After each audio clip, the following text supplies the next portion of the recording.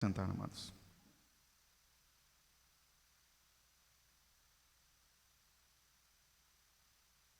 Vitória sobre a tempestade. Acabamos de ler Marcos capítulo 4, dos versos 35 a 41.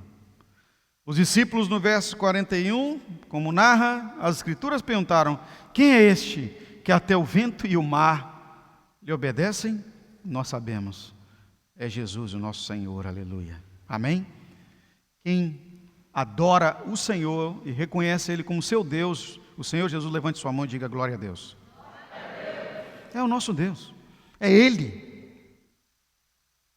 Mas para falar sobre vitória sobre tempestades, antes mesmo de adentrar propriamente nesse tema, nós precisamos aqui delimitar o que seriam tempestades para essa nossa abordagem. É muito simples. Tempestades são as dificuldades que nós enfrentamos, os desafios. Já existe um ditado popular que fala que quando alguém está aumentando, a história com relação à tempestade, é como se estivesse fazendo tempestade em um copo d'água. Você já ouviu falar nisso, né? Quem já ouviu falar aí? Levante sua mão. Está fazendo tempestade num copo d'água. Mas eu aprendi uma coisa sobre a visão que nós temos como pessoas acerca da tempestade que estamos enfrentando. Ela é tão grande quanto nós a enxergamos. Então, nem sempre uma tempestade é grandiosa para mim, quanto ela é para outra pessoa que está olhando, ou para você. Então, nós temos que ter um cuidado muito grande quando fazemos com as pessoas que nos cercam avaliação do enfrentamento ou das necessidades, das dificuldades que elas estão em algum momento suportando. Pois a tempestade, ela é tão grande quanto a visão daquele que está enfrentando determina que ela é para si. Não é? Ontem mesmo eu estava com muita dor nos joelhos, principalmente no meu joelho esquerdo. Como testemunhei pela manhã, para dormir foi só na base da oração, porque remédio não trazia solução para aliviar a dor. Mas quem estava de fora, e ontem nós fizemos uma reunião para a liderança toda, e eu falando, estou com dor nos joelhos, ninguém estava sentindo minha dor. Ao caso, algum líder aqui sentiu a dor que eu estava sentindo ontem? Conseguiu enxergar a dor? Não. Então, por mais que nós venhamos a verbalizar, até mesmo venha sair lágrima dos olhos em determinada dor, você não tem condição de mensurar tanto quanto aquele que está sentindo. Então nós temos que dar valor à expressão do sofrimento das pessoas. E meu irmão, minha irmã, nesse tempo o Senhor nos levantou, o Senhor nos colocou nesta sociedade, nesse momento de tempestade para todos, como aqueles que têm uma palavra para ajudar a enfrentar as tempestades. E às vezes elas podem ser grandiosas e nós não estamos percebendo para outras pessoas. Como é que nós iremos enxergar bem as tempestades? Se acaso o Espírito Santo estiver em nós, pois o Espírito Santo, ele entende toda e qualquer pessoa. O Espírito Santo sabe o que está acontecendo dentro de você. E uma das atribuições do fruto do Espírito que ocorre em nós quando temos o Espírito Santo é amor. E o amor entende o sofrimento das pessoas. Deus nos chamou para entender, para ajudar, para socorrer as pessoas. Então, vitória sobre tempestades, essa mensagem não é só para você sair vitorioso, porque nós não temos aqui no nome de Jesus, e não vamos privilegiar as mensagens de cunho simplesmente egoísta, a mensagem que prega uma prosperidade para você se sentir bem. Não vai adiantar eu me sentir bem, não vai me adiantar estar curado, não vai me adiantar ser abençoado, se aqueles que estão à minha volta também não virem a ser abençoados. Isso não foi o que Jesus pregou. Jesus pregou que nós devemos amar o próximo como a nós mesmos. Então, se eu quero melhores salários, eu quero melhores salários para todos. Como alguns costumam aí fazer passeatas, melhores salários. Se nós queremos um Brasil melhor, nós queremos um Brasil para todos, quando se trata da política. Se fala de saúde, queremos saúde para todos. Agora, o que nós mais apregoamos é salvação. Se nós queremos salvação, nós queremos salvação para todos. Salvação para o meu vizinho, salvação para a minha família, salvação para o meu colega de trabalho. E se eu me omito nisso, eu estou deixando que eles enfrentem tempestades, sem compartilhar a bonança que o Senhor está me promovendo. Para entender melhor isso, queridos, nós precisamos entender algumas verdades acerca das tempestades. É possível que você já até conheça e até entenda, mas eu quero trazer aqui para você, para rememorarmos. Porque se perguntar quem é que gosta de luta, quem é que quer dificuldade, a gente só vai encontrar aqueles camaradas que são os lutadores de UFC, esses negócios assim, né? De MMA, essas lutas boxe, esses negócios. Gosta de luta. Eu gosto muito de assistir isso, e de vez em quando os camaradas apanha, sai todo quebrado, nariz quebrado, dente quebrado, ainda sai rindo e abraça o outro que bateu nele. Tem que gostar de apanhar. Se eu perguntar aqui nessa noite, quem gosta de apanhar aí? Ninguém vai gostar. Nós não gostamos. A gente quer ser bem cuidado, bem tratado, e no reino de Deus é para isso. Então, tempestade não é o que nós queremos. Tempestades são desafios, lutas em muitos momentos até intransponíveis, dificuldades muito fortes, que é melhor não passarmos por elas. E nós até pedimos, Senhor, afasta de mim essa tempestade. E entenda você, isso não é somente nosso. O próprio Jesus, no jardim do Getsemane, quando estava para enfrentar a maior tempestade de sua caminhada, ele orou: Pai, se possível, passa de mim esse cálice. O ser humano precisa de ter bonança, e não tempestade. Por isso que os discípulos ficaram desesperados. Senhor, o Senhor não está vendo que nós estamos aqui quase afundando? Quem é que quer? Está no meio do desespero. Mas uma verdade nós não podemos esquecer: não haverá ou não existem vitórias sem lutas. Só vai ocorrer vitória se houver luta. Paulo, inclusive, falando acerca disso, sobre os jogos, que os coríntios muito gostavam, ele dizia o seguinte, agora mesmo, isso vem lá dos gregos antigos, a adoração aos deuses, os jogos olímpicos, inclusive, os jogos são olímpicos porque eles são forjados nos deuses do Olimpo. E você vai ouvir muito nesses dias de jogos aí, os deuses. Nós não temos deuses não, irmão, nós temos que tomar cuidado com essas coisas, nós temos o Senhor. Mas Paulo, falando acerca disso, ele fala assim: olha, muitos correm no estádio, mas só um leva o prêmio. Ou seja, há uma luta tremenda para correr lá, para vencer, mas só um que vai levar o prêmio. Esse tipo de jogos que ele estava falando, era aqueles jogos que eles iam naqueles cavalos com uma carrocinha só de um homem, e aquilo fazia a volta no estádio. Os romanos inventaram isso. E naquele filme, quem assistiu Ben-Hur sabe muito bem a gente não presenciou isso modernamente, mas no passado era assim. Ele estava falando sobre esse tipo de vitorioso. Em alguns casos até morriam nesses jogos, mas só um leva o prêmio. Agora, no nosso caso, não. Nós temos que correr todos no reino de Deus, de forma que nós venhamos todos a chegar em primeiro lugar. No reino de Deus não existe segundo e terceiro lugar. Todos nós somos número 1 no reino de Deus. O pódio é nosso, amém, irmãos? Agora, não existem vitórias sem lutas. Olha o que diz o Salmos número 18, verso 29. Com o teu auxílio posso atacar uma tropa, com o meu Deus posso transpor muralhas. Uma vantagem para mim e para você, meu irmão e minha irmã, é que nós não estamos sozinhos nos enfrentamentos. Nós não estamos sozinhos nas lutas que nós enfrentamos. Nós temos o Senhor. Com o teu auxílio eu posso atacar uma tropa. Com o meu Deus eu posso transpor muralhas. Quando o salmista lembra isso aqui, não é? Ele está fazendo menção à entrada do povo de Deus na terra prometida, quando as muralhas de Jericó foram por terra. Não existem desafios que nós não iremos enfrentar, queridos, que não saiamos vitoriosos, pois há garantia em Romanos 8,37 que somos mais do que vencedores. Mas somos mais do que vencedores porque o Senhor é a nossa vitória. É o segundo destaque que eu quero fazer para você essa noite. Não é porque somos bons, não é porque nós somos melhores.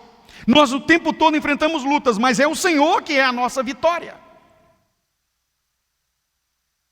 Quando os discípulos estavam desesperados aqui no texto que nós acabamos de ler, Jesus os perguntou: por que vocês estão assim tão medrosos? Quem os livrou do naufrágio não foram as habilidades de navegadores que eles tinham. Pedro era pescador, João era pescador, Tiago e João nasceram em uma família de pescadores, conheciam aquele mar, como se poderíamos dizer, na palma de suas mãos, sabiam navegar, entrar e sair, mas só saíram vitoriosos do naufrágio, ou seja, superaram aquela tempestade porque houve uma intervenção direta de Deus. Mar, calma-te, vento, aquieta-te. E aí a bonança apareceu. O Senhor é a nossa vitória. Olha o que o sábio Salomão diz em Provérbios, o capítulo é o 20, o verso é o 22, nos alertando sobre essa questão, não é, do cuidado que nós temos que ter de achar que nós somos capazes de vencer. Diz assim: não diga, eu o farei pagar pelo mal que me fez. Espere pelo Senhor, e Ele dará a vitória a você. Espere pelo Senhor. Repita comigo: eu preciso depositar a minha esperança no Senhor. Agora com as mãos lá em cima, irmão, nós vamos apregoar para nós: a minha esperança é o Senhor. Jesus my hope, né? Minha esperança é o Senhor. Jesus é a minha esperança. Isso é muito importante, irmãos. Tem gente que deposita a esperança em outras coisas. As coisas vão melhorar para mim agora porque eu estou fazendo um curso. Opa, deu um estalozinho aí no som. O que houve? O que está vendo aí, Cláudio? Me ajuda aí. Irmãos, perdão aí, hein? Vou ligar novamente para ver se não acontece de novo. Irmãos que estão nos ouvindo aí online, ó.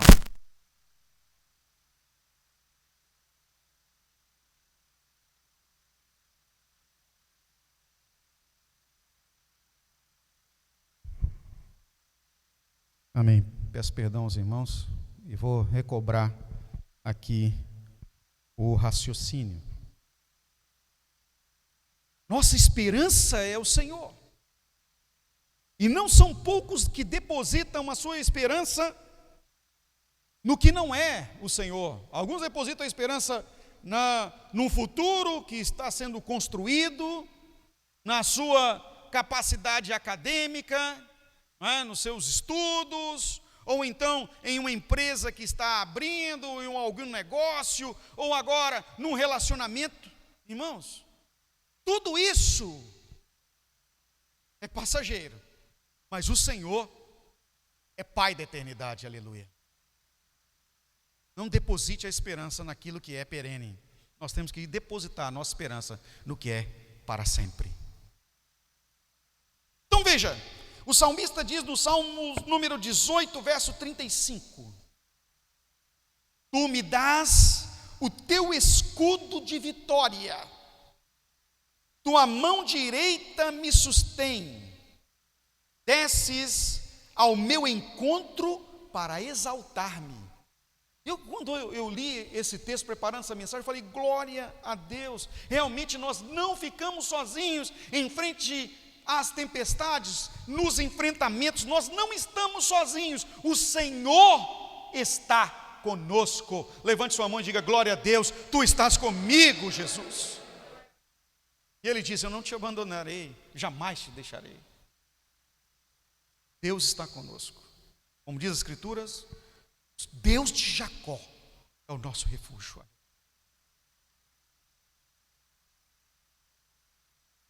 E a vitória, ela é realmente garantida pelo Senhor. 1 Coríntios capítulo 15, verso 57, Paulo escrevendo aos Coríntios acerca da vitória, mais uma vez, aqueles que estavam acostumados com jogos, não é? Com as atividades voltadas para as disputas, ele diz: tu me dás o teu escudo de vitória, tua mão direita me sustém, desces ao meu encontro para exaltar-me. E aí, perdão, eu li de novo 18:35, né, de Salmos. 1 Coríntios 15, 57. Mas graças a Deus que nos dá a vitória por meio de nosso Senhor Jesus Cristo. Nós temos dado graças ao Senhor pela vitória que Ele tem nos dado.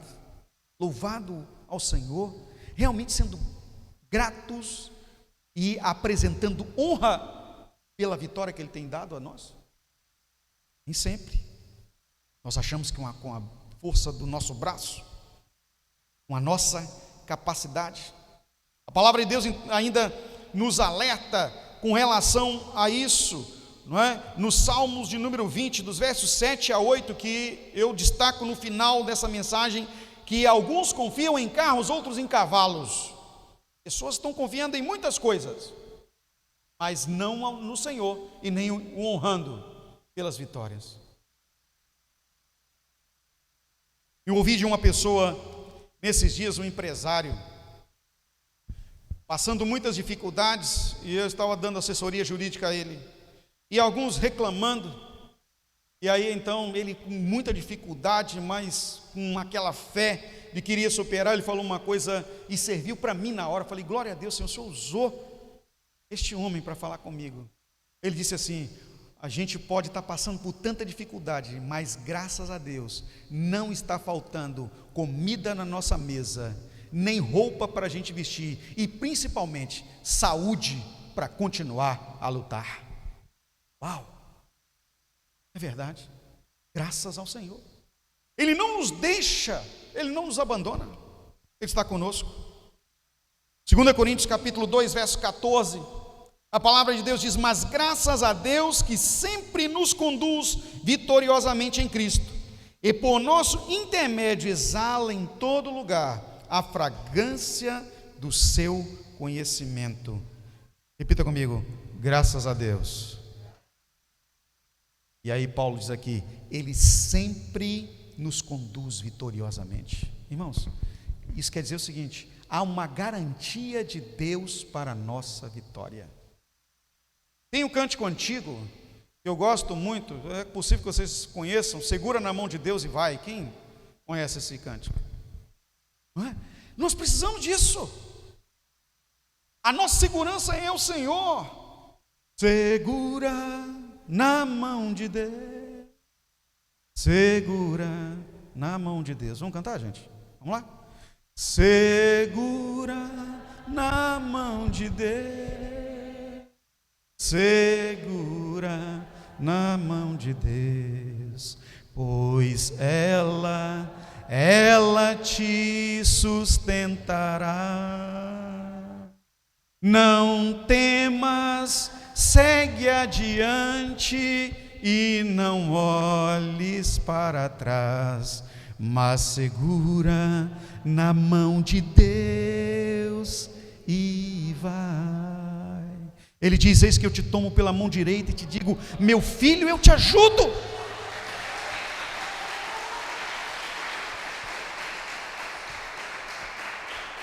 Com isso eu percebo, meu irmão e minha irmã, que o problema não está no Senhor, Ele não nos abandona, o problema somos nós. Nós aqui olhamos para trás. Aquele que lança a mão no arado, cuide, não olhe para trás, uma advertência de Jesus. Para Jesus fazer essa advertência é porque alguém fez isso. Tomara não seja você, tomara não venha ser eu. Nós não podemos fazer isso. Nós temos que continuar.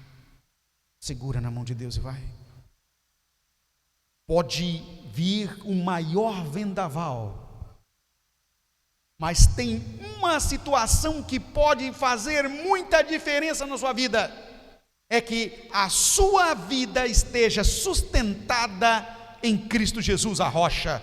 Pois o Senhor Jesus, falando acerca dos fundamentos, ele diz: quando o vento bate sobre a casa que está edificada sobre a rocha, olha, vai prevalecer, ou seja, vai permanecer, vai prevalecer quando o vendaval. A nossa vida tem que estar fundamentada no Senhor, vai prevalecer. A tempestade, uma hora ela vai passar. E essa verdade é uma que eu quero destacar para você: toda tempestade tem uma hora que ela passa. Toda tempestade passa. Ela não existe alguém que vive em tempestade contínua, não tem isso. Uma hora a tempestade passa. A questão toda é: quando a tempestade passar, será que ainda vai sobrar alguma coisa de você? Porque tem gente que se destrói junto com a tempestade. Ele se joga, ele desiste, ele se automutila na tempestade. E não, queridos, no meio da tempestade nós não podemos fazer isso. No meio da tempestade nós podemos olhar para cima. Um dia eu estava vendo um documentário, eu gosto muito de documentários sobre furacões e aqueles redemoinhos, né, que lá nos americanos chamam de twister, né, aqueles tornados. E no meio do furacão há uma calmaria. Impressionante isso. Em volta uma tempestade tremenda, mas lá no meio, no olho, parece que é dia de sol. Cuidado com essa armadilha. Inclusive a palavra de Deus fala acerca disso, não é? Que nós temos que estar constantemente em vigilância. Enquanto nós estivermos no mundo, queridos, nós estamos sujeitos a isso, a tempestades. E as tempestades são malignas, tal qual essa que os discípulos enfrentaram no mar. Não foi uma tempestade natural. Lá no mar da Galileia, comumente ao cair da tarde, tem uma tempestade comum que bate sobre aquele mar. Mas naquele dia não era uma tempestade normal. Tanto é que Jesus repreender, você está repreendendo uma entidade maligna. Jesus repreendeu o vento e ordenou ao mar para se aquietar. O problema era que os demônios estavam fomentando uma tempestade. Qual era o intento? Impedir com que os discípulos que estavam levando Jesus para o outro lado chegassem nas regiões de Decápolis, as 10 cidades gregas, onde Jesus libertou o homem tomado de uma legião de demônios que morava num cemitério. Quando isso acontece, um levante maligno, nós temos que saber, é a hora de mantermos a nossa vigilância, nós temos que estar ligados nisso. O nosso adversário está ao nosso derredor, bramando como leão, procurando a quem possa tragar. Mas pastor, por que o senhor está falando isso? Porque eu fico impressionado com Jesus, queridos. É com Ele que nós temos que nos adequar e espelhar. Jesus estava na popa do barco, ele estava dormindo sobre uma almofada. Os discípulos em pavorosa, o furacão estava neles, mas aonde Jesus estava era calmaria. Hoje pela manhã eu compartilhei isso na palavra da celebração. Calmaria. Quando nós temos Jesus, quando temos o Espírito Santo reinando em nós, há uma calmaria. É como se estivéssemos no olho do furacão, tudo está à nossa volta, mas nós temos certeza de uma coisa: com Cristo no barco, tudo vai muito bem. E aí eu volto a cantar a musiquinha da manhã. Eu gosto de cantar a musiquinha assim. Com Cristo no barco, tudo vai muito bem, vai muito bem. Vai muito bem. Quem lembra dessa musiquinha? Vamos cantar? Com Cristo no barco tudo vai muito bem. Faz o quê? E passa o temporal. Aleluia. Não tem temporal com Jesus, queridos. Por que vocês estão assim amedrontados? Jesus falou. Por que vocês estão assim amedrontados? Toda tempestade passa, meus irmãos e minhas irmãs, vai chegar a hora da calmaria, mas enquanto estivermos enfrentando a tempestade, nós precisamos ter a segurança, Ele está conosco. E a palavra de Deus fala em Mateus capítulo 28, verso 20: eis que eu estou com vocês todos os dias, até a consumação dos séculos. Levante sua mão e diga glória a Deus, aleluia. Ele está conosco todos os dias, é garantido. Veja o que diz o Salmos, número 30, verso 5: pois a sua ira só dura um instante, mas o seu favor dura a vida toda. O choro pode persistir uma noite, mas de manhã irá irromper a alegria. É aquele texto com a tradução que nós já conhecemos: o choro pode durar uma noite, mas a alegria ela vem pela manhã. A tempestade passa. A questão toda, meu irmão e minha irmã, é que enquanto estamos enfrentando as tempestades, e elas são às vezes até diárias, nós precisamos confiar naquele que tudo pode fazer. Não podemos confiar na força do nosso braço, não podemos confiar na nossa capacidade de resolver problemas, nem mesmo na capacidade de outros que podem resolver os problemas. Nós precisamos confiar sim no Senhor. E aí agora entra Salmos número 20, versos 7 a 8. Alguns confiam em carros, outros em cavalos, mas nós confiamos no nome do Senhor, o nosso Deus. Eles vacilam e caem, mas nós nos erguemos e estamos firmes. Aleluia. É assim que você está?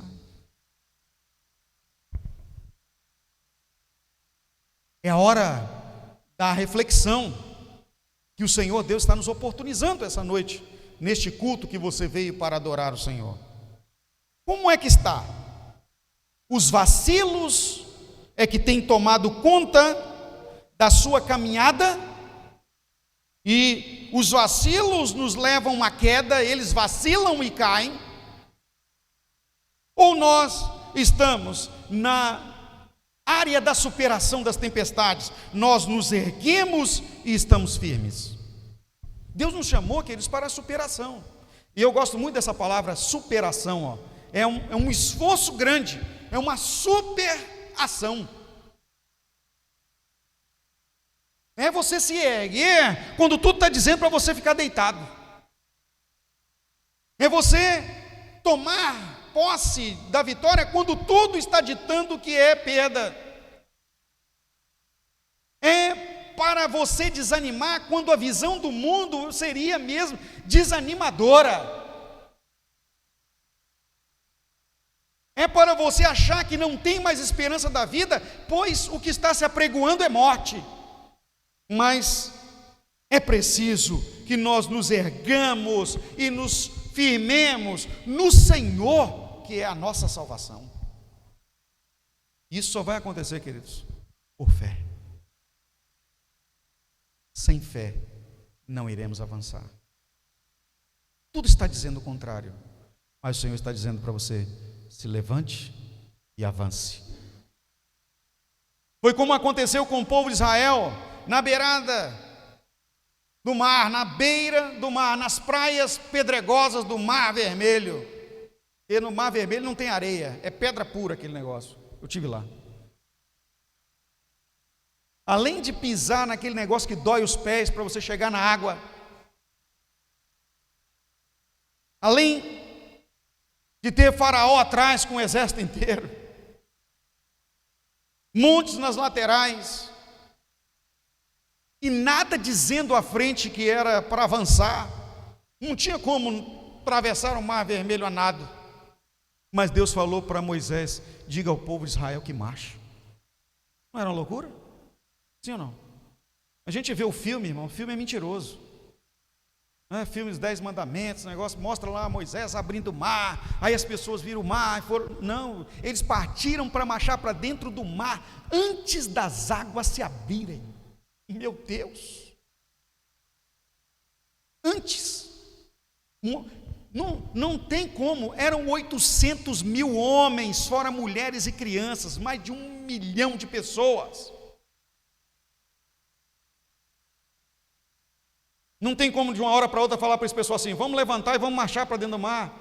Não é? A gente fica com essa ideia de que Moisés subiu numa montanhazinha e falou: vamos, povo. Não, e era preciso passar por todos aqueles comunicadores para dizer para todo mundo: levanta, pega os equipamentos, pega a bagagem, porque eles estavam levando, era muita coisa, porque eles despojaram o Egito, era ouro, era muita madeira, gente, era um troço, nenhum filme é capaz de mostrar para você a realidade do que foi aquilo.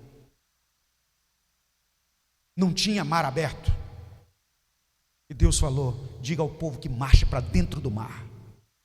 Era uma loucura. Deus está falando para você: a palavra da cruz é loucura mesmo para os que perecem, mas para nós que somos salvos é o poder de Deus. 1 Coríntios 1,18. É loucura.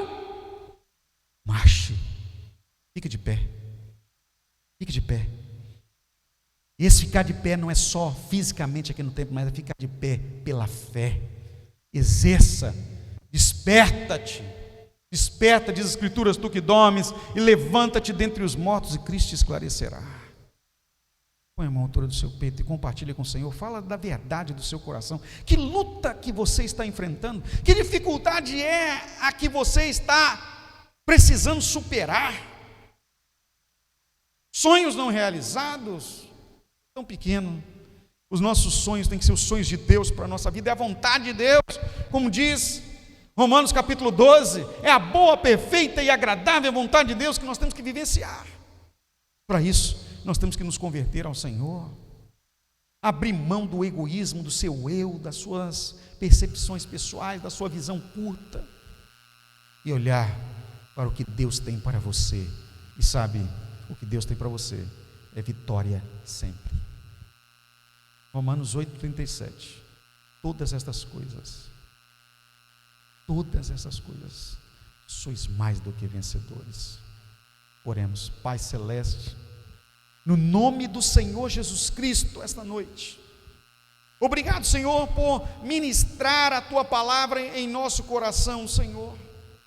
Mesmo a despeito de nossa fragilidade, de nossa pequenez, nos ajude, Senhor, a avançar e ir mais além, enxergando, visualizando mesmo o que o Senhor tem preparado para nós. E a Tua palavra nos diz que é muito mais do que os olhos podem perceber. Nenhum olho ainda viu, nenhum ouvido ainda ouviu, mas nós já te agradecemos pela visão que o Senhor tem preparado, porque o Senhor nos ama.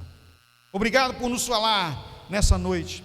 Que esta palavra também seja poderosa nas reuniões, ó Deus, dos nossos grupos de afinidade durante a semana, para nos abençoar, fazermos crescer e avançar no Teu reino. No nome do Senhor Jesus Cristo. Amém.